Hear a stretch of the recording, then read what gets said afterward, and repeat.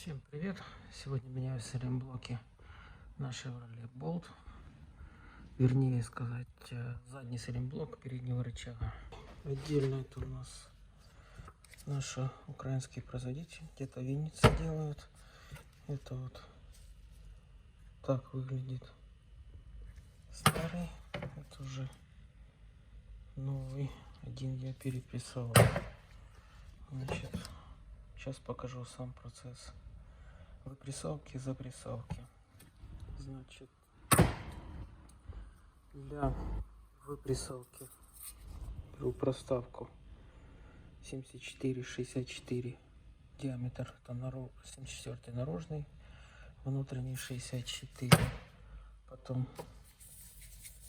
такая вот шайба 63. Это комплект для запрессовки. Получается 68 по наружу, 58 внутри. Сам сайлентблок имеет диаметр по наружу 64. Вот. Ну, сейчас покажу весь процесс.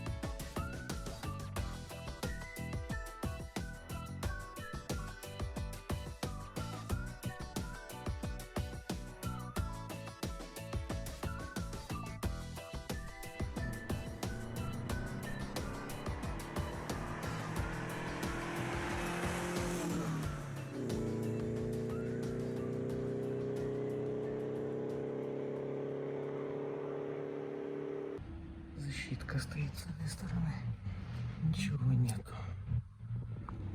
Так вот все стоит. Посмотрим, сколько они проходят.